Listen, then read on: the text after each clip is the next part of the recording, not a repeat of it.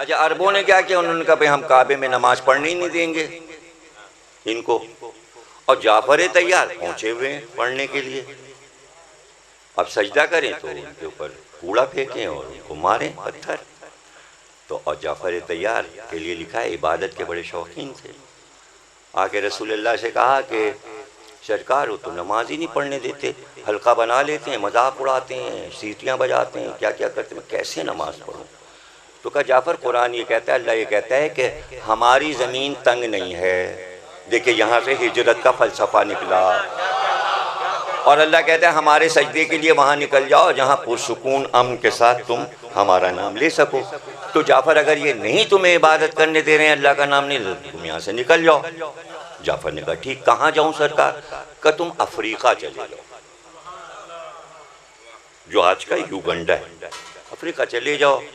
तो जाफर ने तैयारी शुरू की। कहा जाफर अकेले ना जाओ, और भी इबादत पसंद है। तो 83 आदमियों की फेहरिस्त बनी, जिसमें औरत मर्द बच्चे सब कुछ थे, 83 आदमियों की। और कहा जाफर इन सबको लेके तुम जाओ और इनके वारिस, इनके सरपरस्त तुम हो।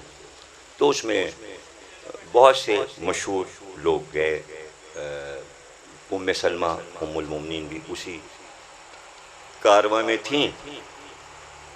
और काफ़िला रवाना हुआ, यमन पहुंचा, फिर कश्ती पे बैठा और वहाँ से पार करके और वो अफ्रीका जाने का ये तरीका था कश्ती के ज़रिए। और यमन जाना पड़ता था, समंदर यमन से लगता है अरब का, इस तरफ अफ्रीका की तरफ जाने के लिए। अब देखिए काफ़िला वहाँ पता चला ईसाई हुकूमत है और बादशाह नजाशी जो है वो ईसाई है। अब ये काफिरों ने पीछा किया, मक्के वालों ने, कुरैश ने, कि वहाँ पर जाके हम इन्हें सज़ा दें, ये हमसे भागें।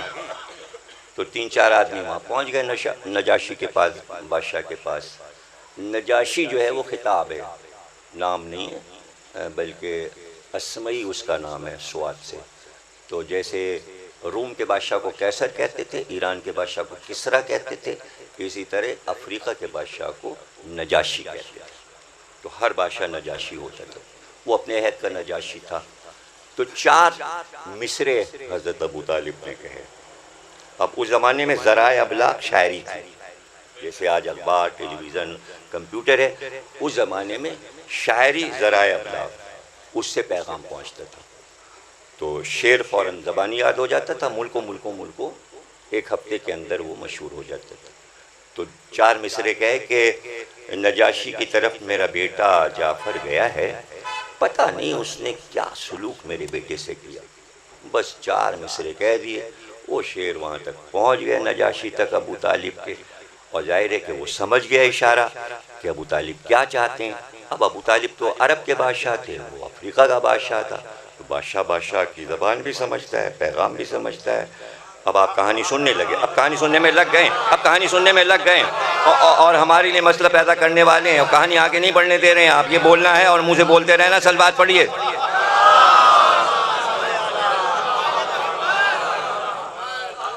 अब जनाब वहाँ पर पैगाम पहुँच गया। उसको तो पता है, इल्म वाला ही आलिम का पैगाम जानता है। अब ये लोग पहुँच गए नजाशी के पास और कानाफूसी करने लगे, कहने लगे भागे हुए लोग हैं, ये हमारे मुजरिम हैं और हम इनको पकड़ के ले जाएंगे। ये तो हमारे मुजरिम हैं, ये तो हमारे तमाम खुदाओं को बुरा भला कहते हैं, ये और वो, इनसे हमारा झगड़ा चल रहा है। और तख्त पे बैठे हुए पहलू में, और वो बेचारे सब सामने खड़े हुए हैं। तो नजाशी ने कहा कि जाफ़र से हम गुफ्तगू करेंगे, और टाइम रखा गया और वो आएँ और गुफ्तगू करें, भाई इनकी शिकायत हैं, क्या करके आए हो मक्के से, ये है वो है। तो फिर जाफ़र ने गुफ्तगू शुरू की। जब आप मेरी किताब पढ़ेंगे तो जाफ़र की तकरीर 5 घंटे की है, 2 किस्तों में है, और वो मैंने छापी है पूरी तकरीर जाफ़र की। और क्या खुतबा है, इसलिए कि फसाहत व बलागत बनी हाशिम पे ख़त्म थी, खिताबत उन पे ख़त्म थी, शायरी उन पे ख़त्म थी। न ऐसे शायर पैदा हुए, न ऐसे खतीब पैदा हुए, न ये फसाहत व बलागत किसी ने पाई जो बनी हाशिम को मिल गई। तो अल्लाह तो घर देख के अपना काम करवाता है ना। फसी और बलीग लोगों को देखा तो फसी और बलीग किताब उतारी। अनीस अंसारी साहब बैठे हुए हैं, अब बताइए, जब ऐसे आदमी बैठे हुए हों और जाफरी साहब बैठे हों, तो फिर शन्ने ने सौदा के शेर पढ़े और वहाँ हजरतगंज में जाके जहाँ चाट मसाला बिक रहा है, कपूर होटल में बैठ के बहरों से कहा तुम्हें सौदा के शेर सुनाए, तो कहेगा इसको सौदा हो गया, ये सौदा ही हो गया। कौन सौदा? तो जो सौदा को जानेगा उसी के सामने तो शेर पढ़े जाएंगे, तो कुरान वहीं तो उतरेगा जो फसाद और बलागत के मानी जानता हो।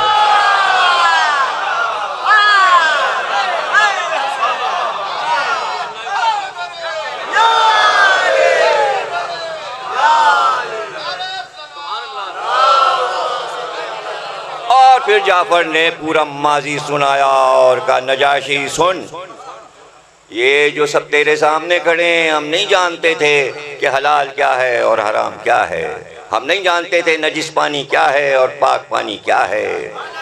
हम तो गढ़ों से, गंदे गढ़ों से बरसात का जमा पानी पी लिया करते थे, हमें नहीं पता था पाकीज़गी और तहारत क्या है। हम आपस में लड़ते थे, खूंरेज़ी करते थे, एक ऊंट पर लड़ाइयाँ जारी रहती थी। फिर ज़ात इलाही ने मोहम्मद को भेजा और हमारी तमाम बुराइयों को दूर किया और हम में ऐसा अमन कायम किया कि हम जानने लगे कि अमन क्या है, तहारत क्या है, अच्छी चीज़ क्या है, बुराई क्या है, और उसने हमें सिखाया। और ये जो कुछ कह रहे हैं ये गलत कह रहे हैं। जब से वो पैगाम पहुंचा रहा, ये सब दुश्मन हो गए हैं उसके। देखिए, बात तो बहुत अच्छी है, वो भी इल्म पसंद था नजाशी, तो वो बात तो समझ गया जाफर की, तो इल्म पसंद था नजाशी, एक एक लफ्ज को जाफर के समझ गया, एक एक लफ्ज को समझ गया। तो अब देखिए, सियासत ये लफ्ज यूनान से निकला है, सियासत, तो ये जमहूरियत से हट के, हिंदुस्तान से हट के ये एक लफ्ज है। किसी की ऐबजोई करना और किसी को अपनी तरफ करना और दुश्मन बनाना, इस मफहूम में मैं आपको बता रहा हूँ।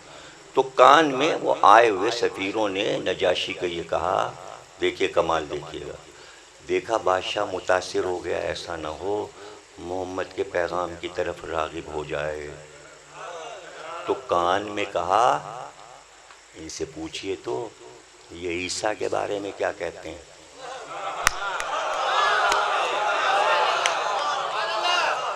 इसलिए कि भाई कुरान तो कुछ और कह रहा है और ईसाई तो ईसा को कुछ और कह रहे हैं।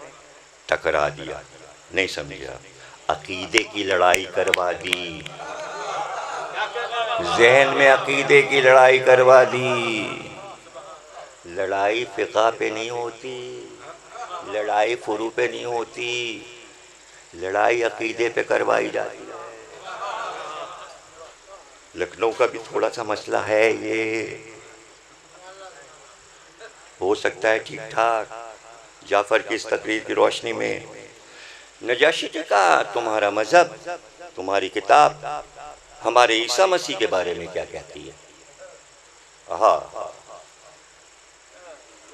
क्या जाफ़र के जुमले हैं। जिस वक्त मैं सोचता हूँ कि मैं अदा करूँगा तो मैं झूमने लगता हूँ, और अदा करने के बाद तो मुझे कैफियत तारी हो जाती है कि नबी नहीं है जाफ़र, इमाम नहीं है, सिर्फ मोहम्मद से थोड़ी सी तालीम हासिल की है, मगर अबू तालिब के बेटे हैं और अली के भाई हैं। तालिब और अकील से 20 साल छोटे हैं, हर भाई में 10-10 साल का फ़र्क है। तीसरे नंबर के भाई हैं, अली चौथे नंबर के, और सब में 10-10 साल का फ़र्क है। जाफ़र शजाअत अपनी जगह, हुस्न अपनी जगह, इंतहाई खूबसूरत। सही बुखारी और सही मुस्लिम में लिखा है कि जाफ़र से बेहतर अरब में लिबास पहनने में कोई था ही नहीं, जामा जेबी खत्म थी। ये बुखारी में लिखा है। बुखारी में इतने फ़ज़ाइल लिखे हैं हज़रत जाफ़र के कि एक ये कि सवारी पे बैठना जाफ़र पे ख़त्म था। घोड़े पे बैठे तो लोग देखते रह जाते थे, सवार कैसा।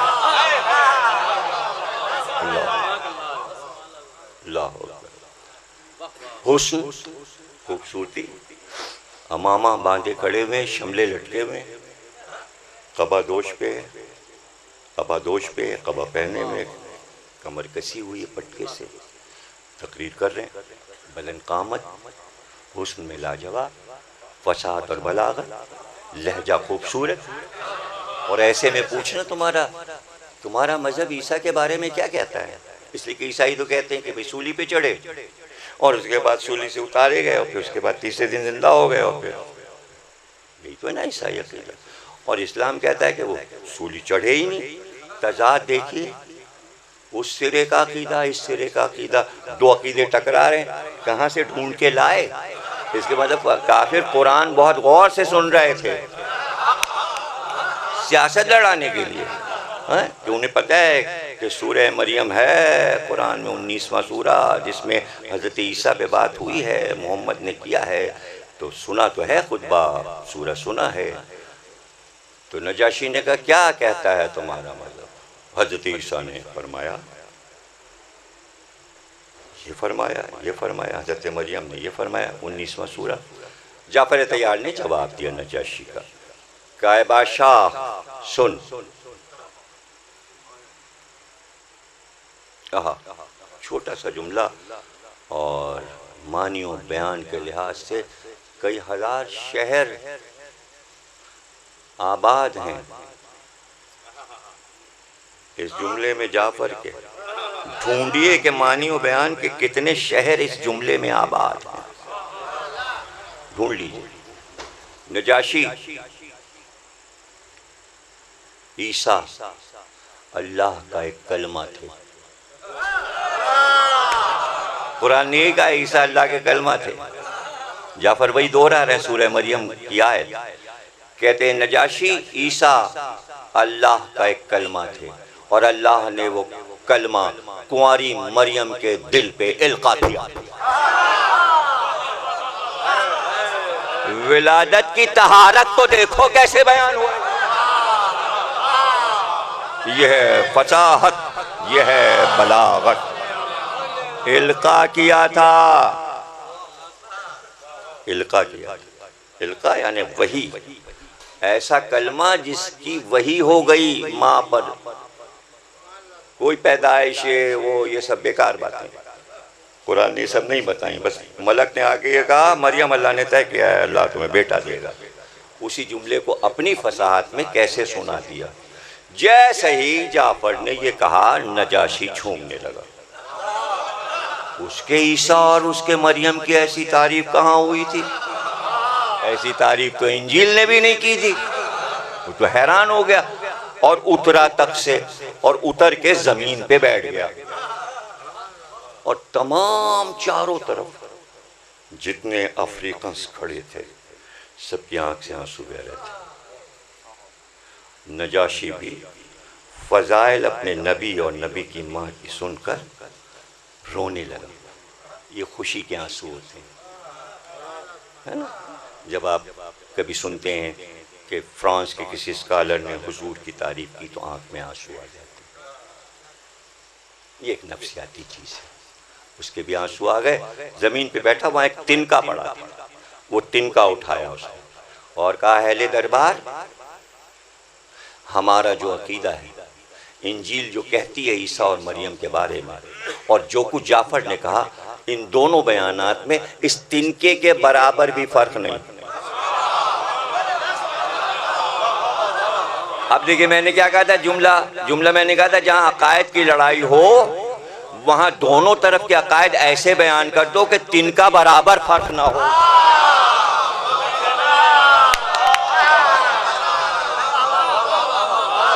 झगड़ा खत्म हो जाएगा, कोई परेशानी की बात ही नहीं है। तो उसने कहा कि तुम 83 आदमी जहां चाहो हमारे मुल्क में रहो, हम तुम्हें कॉलोनी देते हैं, मकानात बना के देंगे, जब तक चाहे अफ्रीका में रहो। और मकान दे दिए गए। तो उस वक्त ये था कि सब गले मिलने लगे। ईद हो गई आपस में, जहाँ डर था कि कहीं कत्ल न कर दिए जाएं, और नजाशी ने उनको भगा दिया मक्के के जाहिलों को। वो वापस चले गए और ये रहने 14 साल ईसाई मुल्क में मुसलमान 14 साल आराम से रहे। जुमला पसंद नहीं आया आपको? उसी की तासी में आज सारे ईसाई मुल्क अपने कलेजे से मुसलमानों को लगाए बैठे हैं। भाई वाह करना पड़ेगी आपको। फ्रांस नेशनलिटी देता है मुसलमानों को, लंदन देता है, अमेरिका देता है, जर्मनी देता है, हॉलैंड देता है, सऊदी अरब मुसलमानों को नेशनलिटी नहीं देता।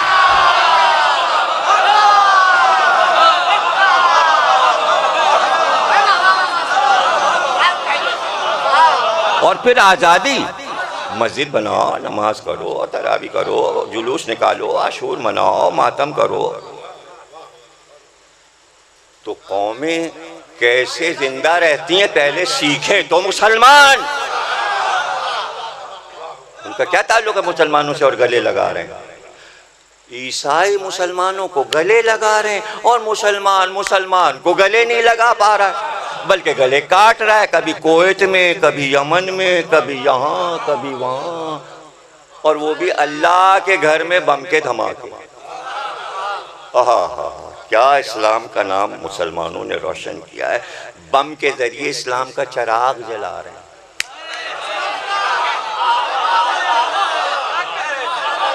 अब 14 साल के बाद 7 हिजरी में जब खैबर फतह हुआ और मदीने में इस्लाम अपने उरूज पे पहुंचा, तो जाफ़र के वहाँ शादी भी वहीं हुई। नजाशी ने भी शादी की। जब उसके यहाँ बेटा पैदा हुआ तो जाफ़र के यहाँ भी पहला बेटा पैदा हुआ, उसने जश्न मनाया। तुम्हारे यहाँ भी बेटा हुआ, हमारे यहाँ भी बेटा हुआ। और उसने भी अपने बेटे का नाम अब्दुल्ला रखा और जाफ़र ने भी अपने बेटे का नाम अब्दुल्ला रखा। अब्दुल्ला इब्ने जाफ़र सबसे बड़े बेटे, फिर दूसरा बेटा ओन हुआ, फिर तीसरा बेटा मोहम्मद हुआ। जाफ़र के कई बेटे हुए। 14 साल के बाद नजाशी से कहा हम जाएंगे, हमने बहुत दिन से अपने भाई मोहम्मद को नहीं देखा। अब नजाशी ने जो तोहफे भेजे हैं जनाब सरकार के लिए, बादशाह था, ऐसी ऐसी ज़रें और घोड़े और ये और वो और पता नहीं क्या क्या सामान, ये मोहम्मद को हमारी तरफ से दे देना। लिबास, चादरें, अबाएं, क्या क्या घोड़े दिए। और जनाब 83 आदमी, उसमें से बहुत से लोग बीच बीच में आते रहे। जो बचे थे उनको सबको लेके जाफ़र चली और उसी यमन के रास्ते से पहुंच के मदीने में दाखिल हो। मदीने में आए जाफ़र तो सन्नाटा, खामोशी। भाई सन्नाटा क्यों है? का सरकार तो गए हुए खैबर, वहाँ खैबर की लड़ाई हो रही। तो फौरन जाफ़र ने कहा हमें ऐसा मदीना नहीं अच्छा लगता जिसमें मोहम्मद ना हो। क्या बताया मदीना वही है जिसमें मोहम्मद हो। माशाल्लाह माशाल्लाह, मदीना कहते ही उसे जिसमें मोहम्मद हो। जाफ़र ने कहा हम तो भाई मदीने में नहीं रुकेंगे और सीधे खैबर पहुंच गए। जाफ़र तैयार। हुजूर को पता चला जाफ़र 14 बरस के बाद आ रहे हैं।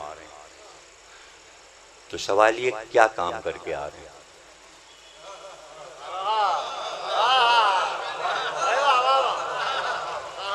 देखिए अमेरिका को पता चला कि मेरे पास कुछ बहुत कीमती मखतूतात हैं 700-800 बरस पुराने। उनका सफ़ीर मेरे घर आ गया, एम्बेसडर जेम्स ने कहा मुझे दिखाइए कुतुब खाना। मैंने दिखा दिया, उसने वीडियो बनाया। हम भाई ख़रीदेंगे। हमने कहा भाई ख़रीद लीजिए। भाई कितने के? उन्होंने कहा इतने के। पैसे आएंगे हांगकांग के बैंक से, अमेरिकन बैंक से। अरे भाई आप तो चीज़ ले जाएंगे, पैसे बाद में देंगे, आप लोगों का कोई ठिकाना। वो बचा। फिर उसने बताया कि मैंने जो PhD की है वो इस मौजू पे की है।